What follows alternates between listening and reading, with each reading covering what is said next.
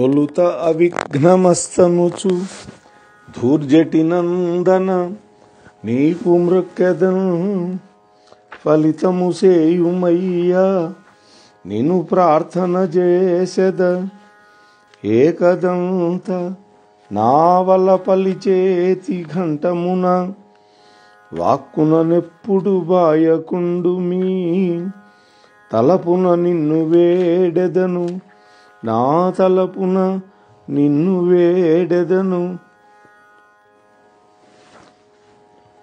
దైవగణాధిపలోకనాయక నారాయణం నమస్కృత్య నరం చైవ నరోత్తమం దేవీం సరస్వతీం వ్యాసం తతో జయముదీరయేత్. నమః శివాభ్యాం నవయౌవనాభ్యాం పరస్పరాశ్లిష్టవపుర్ధరాభ్యాం నగేంద్రకన్యా వృషకేతనాభ్యాం నమో నమః శంకర పార్వతీభ్యాం. శ్రీమాత్రే నమః. శివాయ గురవే నమః. శ్రీ గురుభ్యో నమః. ప్రియ భగవద్బంధువులారా, గత 22 రోజులుగా వేదవ్యాస ప్రణీతమైనటువంటి శివ మహాపురాణాన్ని మనం అనుసంధానం చేసుకుంటూ ఉన్నాం. నిన్నటి రోజున 22వ భాగంలో రుద్ర సంహితలో యుద్ధఖండంలో అంధకాసురుడి యొక్క తపస్సు, బ్రహ్మదేవుడు వరాలివ్వడం, తర్వాత అంధకుడికి శంకరుడికి మధ్య జరిగినటువంటి యుద్ధం, ఆ సందర్భంగా గురువైనటువంటి శుక్రాచార్యుడి యొక్క వృత్తాంతం కూడా చెప్పుకున్నాం. శంకరుడి చేతిలో మరణించినటువంటి అంధకుడు శివుడి యొక్క గణాధ్యక్ష పదవిని పొందడం, ఆ తరువాత శుక్రుడు మృత సంజీవిని విద్యను పొందడం చెప్పుకొని బాణాసురుడి యొక్క వృత్తాంతాన్ని ప్రారంభం చేశాం. 1000 చేతులు కలిగిన వాడు బాణాసురుడు, ప్రహ్లాదుడి యొక్క మనవడు. అటువంటి బాణాసురుడికి ఉషాదేవి అనేటువంటి కుమార్తె ఉన్నది. పార్వతీదేవి ఒకానొక వెన్నెల రేయి సందర్భంగా ఈ ఉషాదేవి సాక్షాత్తు అమ్మవారి యొక్క వేషం వేయడం వల్ల అమ్మవారు ఒక వరం ఇచ్చింది. ఒకానొకప్పుడు నీకు కలలో ఒక పురుషుడు వస్తాడు, మన్మథాకారుడైనటువంటి వాడు. ఆ పురుషుడు వచ్చినప్పుడు ఆ పురుషుడు నీకు భర్త అవుతాడు అని చెప్పి అమ్మవారు చెప్పడం. అలాగే ఈ సహస్ర బాహు అయినటువంటి బాణాసురుడు కూడా తన చేతుల యొక్క తేట వదిలే మార్గం చెప్పమన్నప్పుడు, ఏ రోజైతే నీ యొక్క ధ్వజం కింద పడిపోతుందో దానంతటదే గాలి లేకుండా, అప్పుడు నీతో యుద్ధం చేసే నాతో సమానుడైనటువంటి వాడు వస్తాడు అని కూడా ఈశ్వరుడు వరం ఇచ్చాడు. సరే, తనకి కలలో కనిపించినటువంటి పురుషుడు గురించి తన సఖీమణికి వినిపిస్తోంది. చిత్రలేఖ అమ్మాయి పేరు. అలా విరహవేదన అనుభవిస్తూ ఎంతో బాధపడుతూ ఉన్నటువంటి తన నెచ్చెలి అయినటువంటి ఉషాకన్యని ఊరడించింది. లోకజ్ఞురాలు, రాక్షసమాయ నిపుణురాలు, ప్రౌఢ, చతురిక అయినటువంటి చిత్రలేఖ, ఓ చెలి, నీవు స్వప్నంలో దర్శించినటువంటి పురుషుడెవరో నాకు తెలియదు. అట్టివాడితో పొత్తు నీకెలా సమకూరుతుంది? అయితే నా యొక్క మాయా ప్రభావం చేత, చిత్రలేఖన సామర్థ్యం వల్ల 3 లోకాల్లో ఉండేటువంటి రాజకుమారుల యొక్క రూపురేఖా విలాసాలు చిత్రించి నీకు ఆ చిత్రపటాలను చూపిస్తా. అందులో నీ ప్రియుడెవరో గుర్తించు. ఇలా చెప్పి అన్ని లోకాలలో ఉన్నటువంటి రాజకుమారుల యొక్క పటాలన్నీ బొమ్మలు వేసి చూపించింది. అందులో భూలోకంలో కృష్ణు వంశీయులైనటువంటి వసుదేవుడు, బలరాముడు, శ్రీకృష్ణుడు, ప్రద్యుమ్నుడు, అనిరుద్ధుడు వీళ్ళందరి చిత్రాలున్నాయి. అవన్నీ చూస్తూ ఆ అనిరుద్ధుడి యొక్క చిత్రపటాన్ని చూసి ఉషాకన్య సిగ్గుతో తల వంచుకుని, చెలి, నా మానస చోరుడు ఇతడే అని పలికింది. అతని వివరాలు చెప్పమని ప్రాధేయపడింది. దానికి ఆ శంబర మాయా విశారదులైనటువంటి ఆ చిత్రలేఖ, ఓ బాణాసుర పుత్రి ఉషా, ఈ సుకుమారుడు లీలామానుష విగ్రహుడైనటువంటి శ్రీకృష్ణ పరమాత్మ యొక్క మనువడు, కందర్ప సమానుడైనటువంటి ప్రద్యుమ్నుడి యొక్క కొడుకు. ఇతని పేరు అనిరుద్ధుడు, వృష్టి వంశం వాడు అని చెప్పింది. ఆ వివరాలన్నీ విని ఆకాశ గంగా ప్రవాహం మీద ప్రసరించినటువంటి వెన్నెలలాగా, శివుని యొక్క జటాజూటాన్ని అలంకరించినటువంటి చంద్రరేఖలాగా తన వలపు సార్థకమైంది అని ఆ ఉషాకన్య అత్యంత ప్రమోదాన్ని పొందింది. ఆ సుందరుడితోటి సమాగమ ఉపాయాన్ని అన్వేషించమని తన యొక్క చెలిని వేడుకుంది.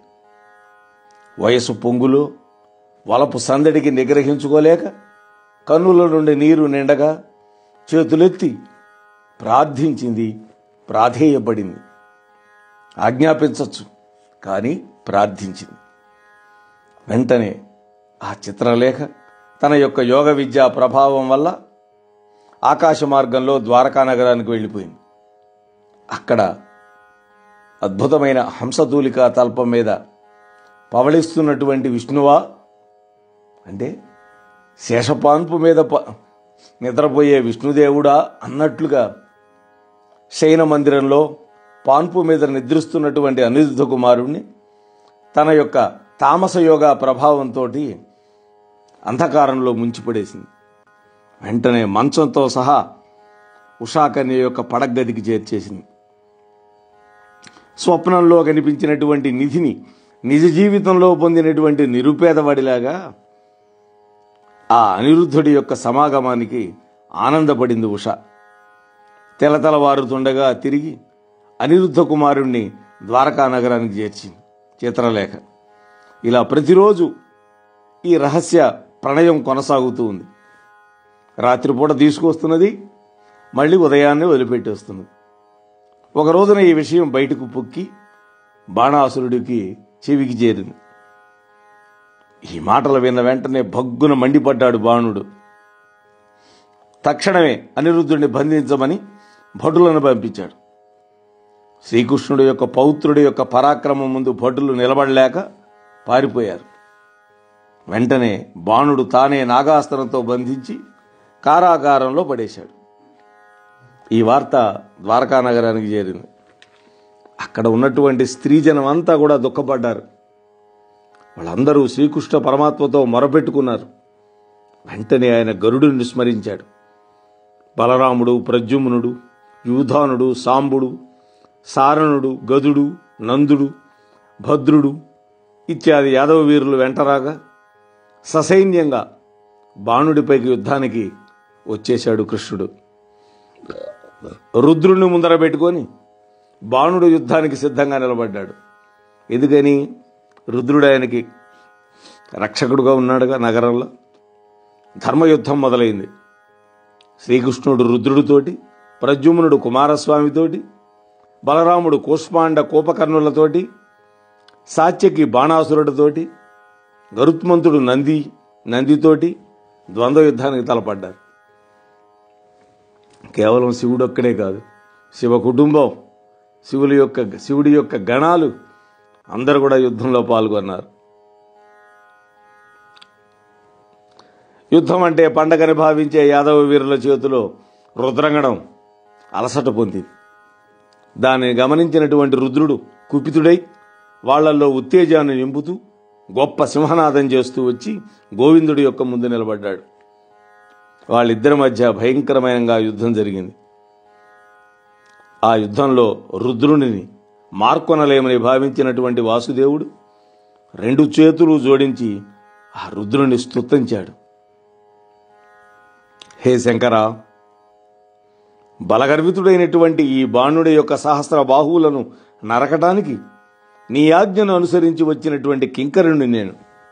కింకరుడు అంటే సేవకుడు.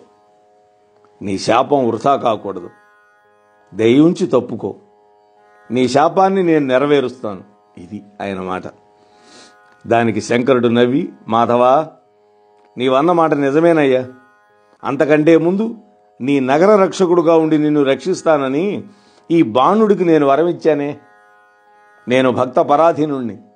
నేను చూస్తూ ఉండగా నువ్వు బాణుడి యొక్క జోలికి వెళ్ళలేవు. నా ఆజ్ఞ వల్ల జృంభణాస్త్ర ప్రయోగం చేసి నన్ను మగతలో ముంచేసి నీ కార్యాన్ని యథేచ్ఛగా ముగించుకొని వెళ్ళని సులభంగా ఉపాయం చెప్పాడు. జృంభణాస్త్రం ప్రయోగం చేయమన్నాడు తన మీద. వెంటనే రుద్రుడి యొక్క ఆజ్ఞ చొప్పున శ్రీకృష్ణుడు జృంభణాస్త్ర ప్రయోగం చేసి శంకరుణ్ణి మగతలో ముంచేశాడు, మత్తులో ముంచేశాడు. అదే అదనగా ఆ విశ్వంభరుడు విజయోత్సాహంతో అక్కజమైనటువంటి తేజం దిక్కులన్నీ కూడా నిండగా శతకోటి విలయాలను లిప్తలో సృష్టించగలిగినటువంటి మహోగ్రమైనటువంటి తన సుదర్శన చక్రాన్ని ప్రయోగించి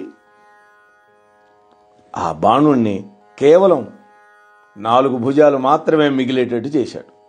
అంటే ఒకవైపు 2, ఒకవైపు 2, 996 చేతులు నరికేశాడు.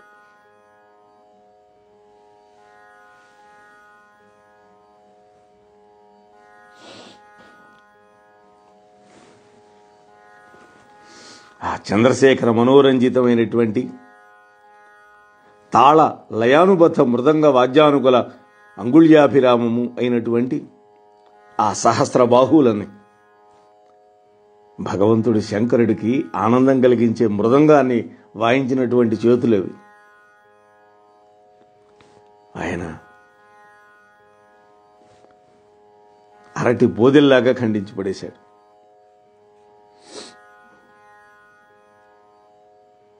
ఎట్లా ఉన్నట్టు అప్పుడు ఆయన దేవేంద్రుడు తన యొక్క వజ్రాయుధంతో పర్వతాలకి రెక్కలు నరికితే రెక్కలు లేని పర్వతంలాగా ఉన్నాడు. అలాగే భయంకరమైనటువంటి పెనుగాలికి కొమ్మలు విరిగిపోయినటువంటి పెద్ద వటవృక్షంలాగా ఉన్నాడు. ఎన్ని ఉపమానాలు వేశారో చూడండి వ్యాసుల వారు. రుధిరధారా ప్రవాహంతో నాలుకలు సాచి ఆకాశాన్ని ముట్టుతూ జ్వలిస్తున్నటువంటి అగ్నిలాగా ఉన్నాడు. చతుర్భుజుడైనటువంటి తనకు ప్రతిస్పర్ధిగా 4 బాహువులు కలిగి ఎదట అట్టహాసం చేస్తూ తొండాన్ని ఖండిస్తే ఘీంకరిస్తున్నటువంటి గొప్ప మదించిన ఏనుగులాగా రణోన్మత్తుడై బొబ్బలు పెడుతున్నటువంటి బాణాసురుణ్ణి రత్న ఖచ్చిత కుండల మండితమైనటువంటి శిరస్సును ఖండించడానికి ఉద్యుక్తుడైనాడు కృష్ణ పరమాత్మ. జృంభణాస్త్ర ప్రభావం క్షీణించింది అప్పటికే. వెంటనే తెలివిలోకి వచ్చాడు రుద్రుడు. ఓ వాసుదేవా, నా ఆజ్ఞ నెరవేర్చావు. బాణుడి యొక్క శిరస్సును మాత్రం ఖండించడానికి ప్రయత్నించొద్దు. అది నీ వల్ల కాని పని. ఈ సుదర్శన చక్రాన్ని గతంలో నేనే నీకిచ్చాను.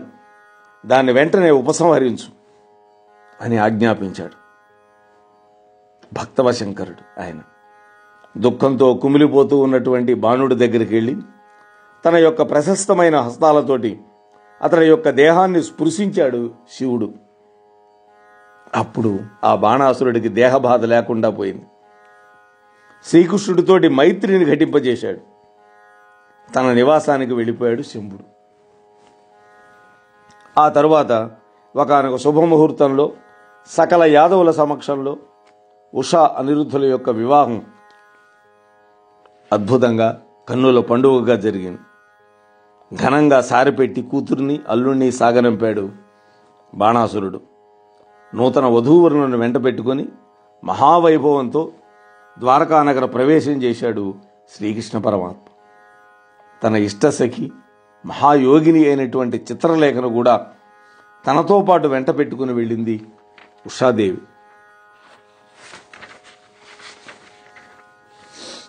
బాణాసురుడు తన బాహువులతో పాటు అజ్ఞానం కూడా నశించిపోగా తన అహంకారమే తనకిష్టదైవమైనటువంటి శంకరుడితోటి ఎడబాటు కల్పించిందని లోపల కుమిలిపోయాడు.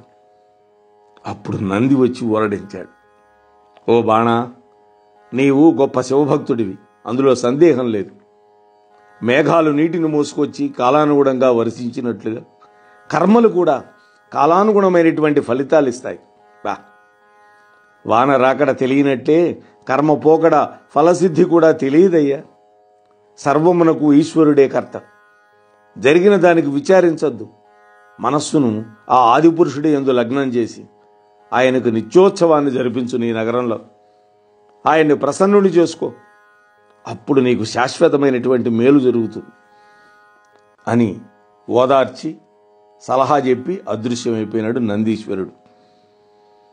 బాణుడు తన నాట్యవేద ప్రయోగంతో గొప్ప నృత్యోత్సవం అనేటువంటి తపస్సును ప్రారంభం చేశాడు. 8 రసాలు, 49 భావాలు, 4 విధాలైనటువంటి అభినయాలు, 2 రకాల ధర్ములు, 4 వృత్తులు, 4 ప్రవృత్తులు, 2 విధాల సిద్ధులు, 7 స్వరాలు, 4 విధాలైన వాద్యాలు, 5 విధాలైనటువంటి ధ్రువాగా గానములు, 3 విధాలైనటువంటి నాట్యరంగాలు, ఇలా 11 విషయాలలో కూడినటువంటి అతి విస్తృతమైనటువంటి నాట్యవేద ప్రయోగంతో ఆ నటరాజును అర్చించాడు. ఇది బాణుడి యొక్క వైభవం.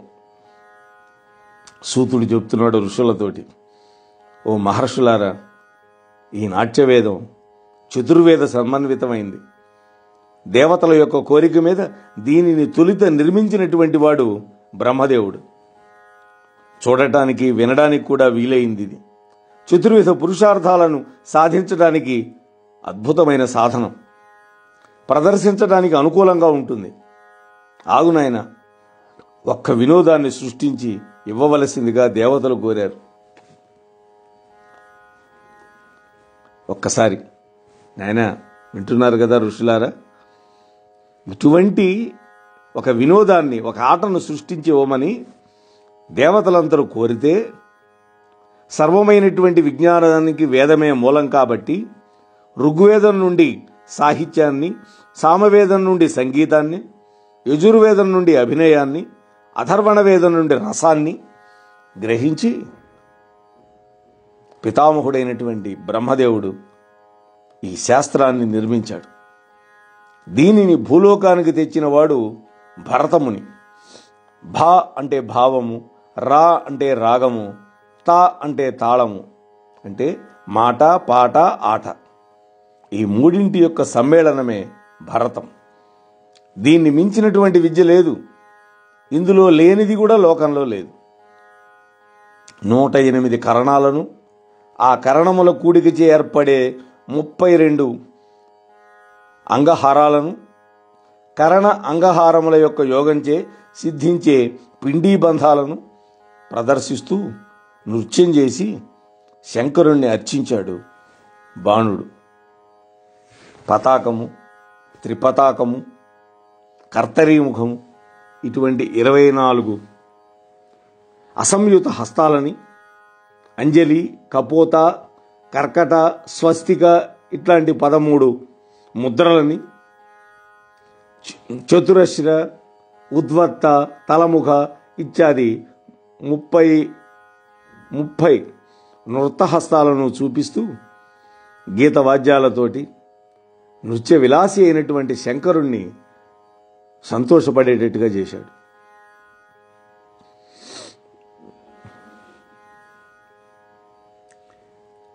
ఈ విధంగా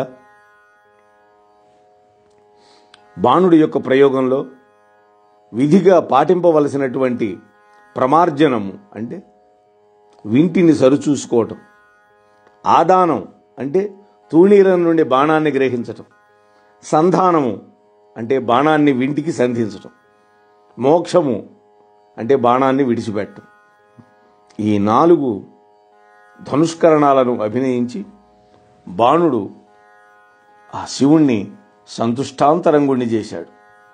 ఉత్తమ మధ్యమ అధమ ప్రకృతులకి ఉచితమైనటువంటి గతి విశేషాలు చూపి శంభుణ్ణి ఆరాధించాడు. గతి యొక్క భేదాలను అంటే రసగతులను, దేశానుసార గతులను కూడా ప్రదర్శించాడు. మునుపు ఎవ్వరూ ఎన్నడూ చేయనటువంటి పరమాద్భుతమైనటువంటి నృత్య తపస్సుకి నృత్యగీత ప్రియుడైనటువంటి ఆ హరుడు పరమానందాన్ని పొందాడు. వెంటనే బాణుడి ముందు ప్రత్యక్షమై వరం కోరుకోమన్నాడు. అప్పుడు శంకర, భక్తవ శంకర, నాశనం లేని గణాధ్యక్ష స్థానాన్ని నాకు కల్పించు. సాలోక్య ప్రాప్తి కూడా నాకు రావాలి. విష్ణువు యందు వైరం లేకుండా ఉండాలి. ఈ రాక్షస జన్మ నాకు తిరిగి లేకుండా ఉండాలి. ఉషా కుమారుడైనటువంటి వజ్రుడు ఈ యొక్క శోణపురానికి రాజు కావాలి. శివభక్తులతో మైత్రి, భూతదయ నేను కలిగి ఉండాలి. ఎల్లవేళలా నీ యందు నిర్వికారమైనటువంటి భక్తిని కలిగి ఉండాలి. ఇలా ప్రార్థించి, దేవదేవ మహాదేవ శరణాగత వత్సల త్వాం నమామి మహేశాన దీనబంధో దయానిధి కృతామయి కృపాతీవ కృపాసాగర శంకర గర్వోపహారీ తస్సర్వ ప్రసన్నేన మమ ప్రభో త్వం బ్రహ్మ పరమాత్మా హి సర్వవ్యాప్య అఖిలేశ్వరః బ్రహ్మాండతనురుగ్రేషో విరాట సర్వాన్వితః పరః. ఓ దేవదేవ, మహాదేవ, శరణాగత వత్సల, మహేశ్వర, దీనబంధు, దయానిధి, నీకు నమస్కారం. ఓ దయాసముద్రుడా శంకర, నీవు నా యందు గొప్ప దయను చూపించావు. ఓ ప్రభు, నీవు ప్రసన్నుడవైతే నా గర్వమునంతని అణిచిపెట్టావు. పరమాత్మ సర్వవ్యాపి సర్వేశ్వరుడు, బ్రహ్మాండములే దేహముగా కలిగినవాడు, భయంకరుడు అయినటువంటి ఈశ్వరుడు, విరాట్ స్వరూపం నందు అనుగతమై సర్వ జగత్తు కలిగినవాడు అయినటువంటి పరబ్రహ్మ నీవే. ఆకాశము నీ నాభి, అగ్ని నోరు, జలము రేతస్సు, దిక్కులు చెవులు, స్వర్గలోకము శిరస్సు, భూమి నీ పాదం. ఓ ప్రభు, చంద్రుడు నీ మనస్సు, సూర్యుడు నీ నేత్రం, సముద్రము నీ జఠరం, ఇంద్రుడు నీ భుజం, నీ బుద్ధి బ్రహ్మదేవుడు, ప్రజాపతి విసర్గము. విసర్గం అంటే వివిధ రూపాలలో ఉన్నటువంటి సృష్టి. ధర్మము నీ యొక్క హృదయం, వృక్షలతాదులు నీ యొక్క రోమాలు.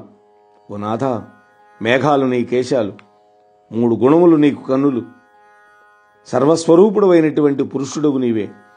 బ్రాహ్మణుడు నీ యొక్క ముఖం, క్షత్రియులు బాహువులు, వైశ్యుడు ఊరువులు, శూద్రుడు పాదాలు అని వేదం చెప్పింది.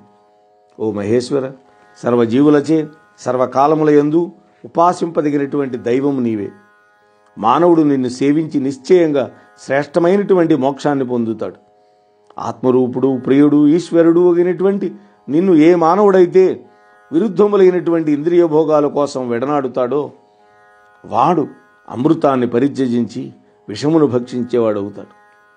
ప్రియుడు, ఈశ్వరుడు, శంకరుడు అయినటువంటి నిన్ను విష్ణువు, బ్రహ్మ, దేవతలు మరియు పరిశుద్ధమైనటువంటి అంతఃకరణం గల మహర్షులు సర్వ విధాలుగా శరణు పొంది ఉన్నారు. బాణుడు ఈ విధంగా స్తోత్రం చేసి పులకత శరీరుడై మళ్ళీ మళ్ళీ మా ప్రమాణాలు పెట్టాడు, దండాలు పెట్టాడు.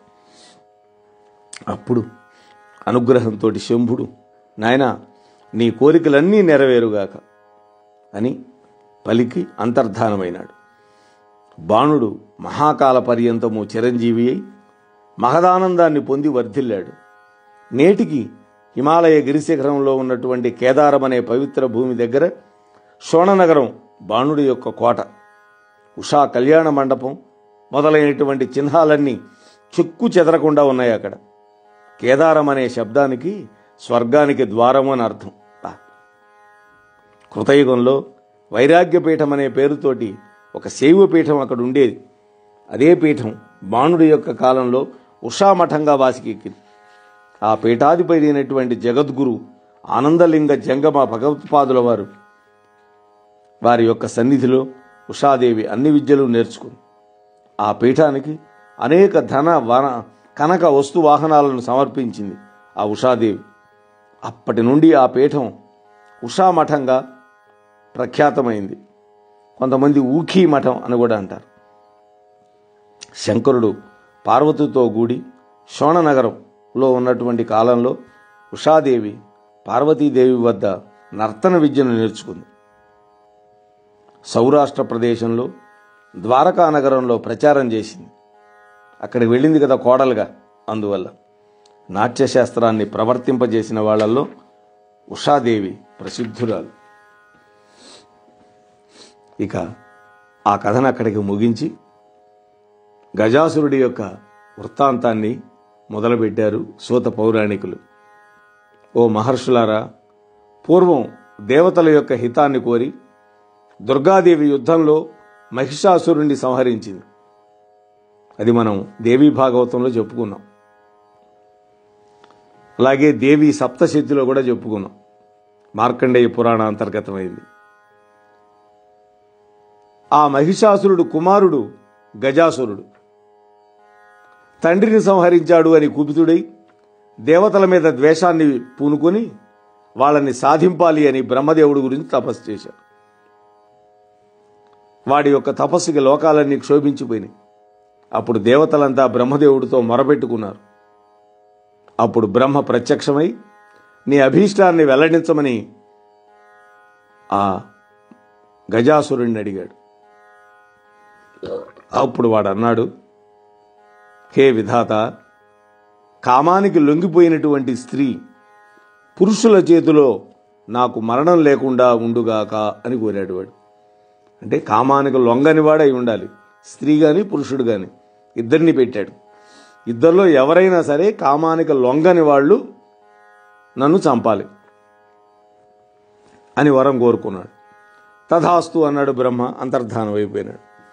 ఇక గజాసురుడు విధాత ఇచ్చినటువంటి వరబలంతో గర్వితుడై స్వర్గము, మర్త్యము, పాతాళలోకం అందరినీ కూడా జయించేశాడు. ఆ లోకవాసులందరినీ తన ఏలుబడిలోకి తెచ్చుకున్నాడు. అంతటితో ఊరుకున్నాడా? కాశీకి వచ్చాడు.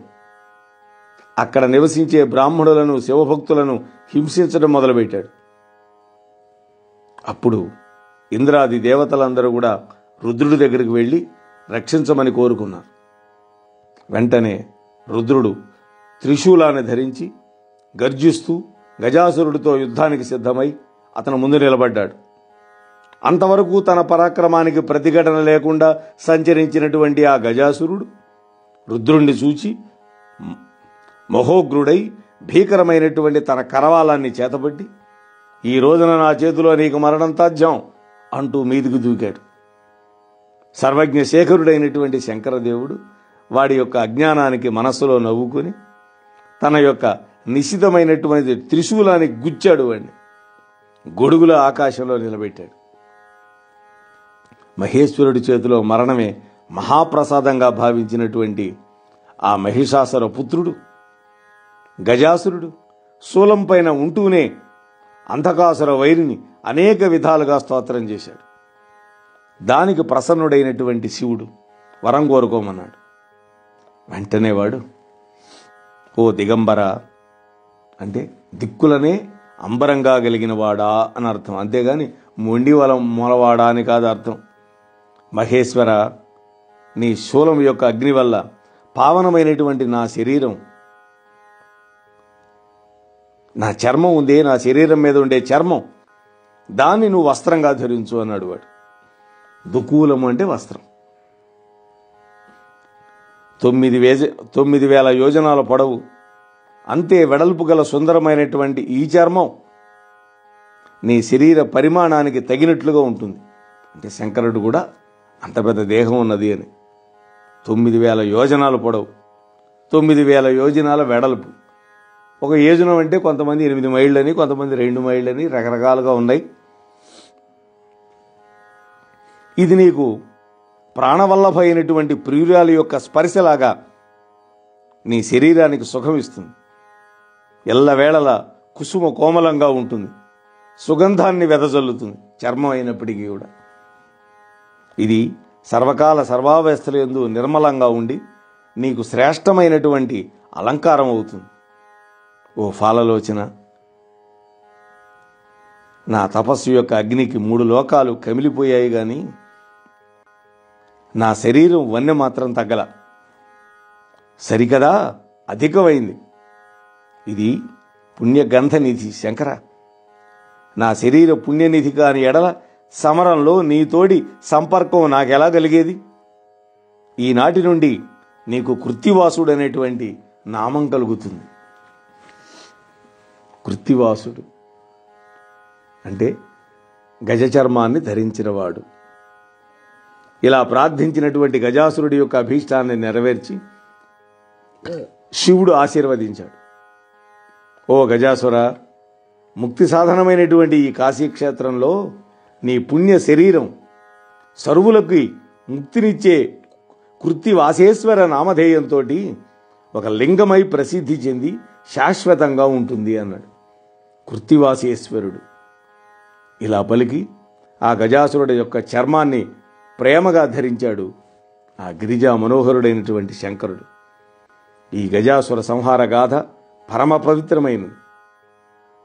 ఇహలోకంలో సమస్త భోగాలు ఇస్తుంది, పరలోకంలో శివసాయుధ్యాన్ని ఇస్తుంది. అటువంటి గొప్ప కథని ఈశ్వరుడి యొక్క అనుగ్రహంతో నేను మీతో పంచుకోగలిగాను. ఆ తర్వాత దుందుభి, నిర్హాదుడు అనేటువంటి వాళ్ళ యొక్క సంహార గాథ చెప్తున్నాడు. ఓ మహర్షులారా, పూర్వం దితి యొక్క పుత్రుడైనటువంటి హిరణ్యాక్షుణ్ణి శ్రీ మహావిష్ణువు యజ్ఞవరాహ అవతారం ఎత్తి వధించాడు. దానికి దితి చాలా దుఃఖపడింది. ప్రహ్లాదుల యొక్క మేనమామ దుష్టుడు అయినటువంటి దుందుభి, నిర్హాదుడు అనేటువంటి రాక్షసుడు దితిని ఓదార్చి దేవతల మీద పగ తీర్చుకోవడానికి ఒక ఉపాయం చెప్పాడు. ఎవరికైనా బలం ఇచ్చేది ఆహారమే కదా. దేవతల యొక్క ఆహారం బ్రాహ్మణులు యజ్ఞాలలో సమర్పించే హవిస్సులు. యజ్ఞాలకి ఆధారం వేదాలు. ఆ వేదాలు బ్రాహ్మణులను ఆశ్రయించి ఉంటున్నాయి. కాబట్టి బ్రాహ్మణులు గనక నశించిపోతే వేదాలు, ఆ వేదాలతో పాటు యజ్ఞాలు కూడా నశించిపోతాయి. ఆ తరువాత దేవతలకి ఆవిర్భావాలు దొరక్క వాళ్ళు దుర్బలురవుతారు. అప్పుడు వాళ్ళని తేలిగ్గా జయించవచ్చు. మాస్టర్ ప్లాన్ వేశాడు వాడు. వారి యొక్క అక్షయ సంపదలను కైవసం చేసుకోవచ్చు. ఇట్లా ఆలోచించి ఆ దుష్టుడు బ్రహ్మతేజో విరాజమానులు, వేదాధ్యయన సంపన్నులు అధికంగా నివసిస్తున్నటువంటి వారణాసి నగరానికి వచ్చాడు. మోహనవాణి తెలుగు పోడ్కాస్ట్ ఛానల్ ని లైక్, షేర్, సబ్స్క్రైబ్ చేయండి. ప్రక్కనున్న గంటను మ్రోగించండి.